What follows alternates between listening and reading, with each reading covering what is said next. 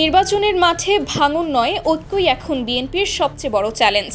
শরিক দলগুলোর সঙ্গে আসন ভিত্তিক সমঝোতার মাধ্যমে আসন্ন ত্রয়োদশ জাতীয় সংসদ নির্বাচনে অংশ নিচ্ছে দলটি। তবে দলীয় প্রতীক ধানের শীষ না পাওয়ায় শতাধিক আসনে বিএনপির একাধিক নেতা এখনও স্বতন্ত্র প্রার্থী হিসেবে মাঠে থাকায় অস্বস্তিতে পড়েছে কেন্দ্রীয় নেতৃত্ব। বিএনপির স্পষ্ট কৌশল ধানের শীষ ও জোট মনোনীত প্রার্থীদের বিজয় নিশ্চিত করা এবং কোনো অবস্থাতেই দলের নেতারা যেন ভিন্ন ব্যানারে নির্বাচনে না থাকেন। এই লক্ষ্য বাস্তবায়নে স্বতন্ত্র প্রার্থীদের নির্বাচনী মাঠ থেকে সরাতে তৎপরতা জোরদার করেছে বিএনপি। তৃণমূল পর্যায়ের চাপের পাশাপাশি কেন্দ্রীয় নেতৃত্ব থেকেও ধারাবাহিকভাবে সাংগঠনিক সতর্কবার্তা দেওয়া হচ্ছে।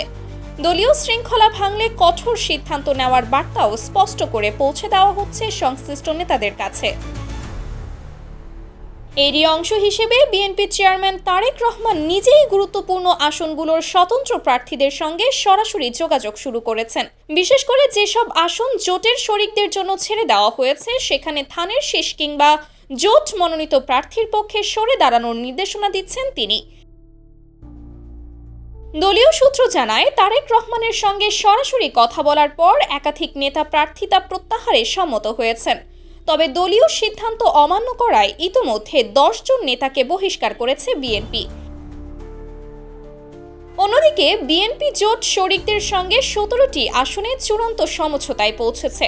এসব আসনে নাগরিক ঐক্য, গণসংহতি আন্দোলন, এলডিপি, গণ অধিকার পরিষদ সহ বিভিন্ন শরিক দলের প্রার্থীরা ধানের শীষ কিংবা নিজস্ব প্রতীকে প্রতিদ্বন্দ্বিতা করছেন।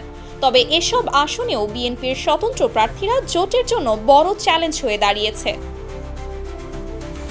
জোট নেতারা স্পষ্ট করে জানিয়ে দিয়েছেন, কোনো ব্যানারেই যেন বিএনপির নেতারা নির্বাচনী মাঠে না থাকেন। এতে জোটের ঐক্য আরও সুদৃঢ় হবে এবং বিজয়ের সম্ভাবনাও বাড়বে। এই বাস্তবতায় বিদ্রোহী ও অভিমানী প্রার্থীদের জন্য এটিকেই শেষ সুযোগ হিসেবে দেখছে বিএনপি। দলীয় সূত্র আরও জানায়, খুব শিগগিরই গুরুত্বপূর্ণ আসনের স্বতন্ত্র প্রার্থীদের, বিশেষ করে জোট শরিকদের জন্য ছেড়ে দেওয়া আসনগুলোতে থাকা বিএনপি নেতাদের ঢাকায় ডেকে আনবেন তারেক রহমান। সরাসরি আলোচনার মাধ্যমে অভিমান ভাঙিয়ে দলীয় ঐক্য ফিরিয়ে আনাই এখন বিএনপি নেতৃত্বের প্রধান লক্ষ্য।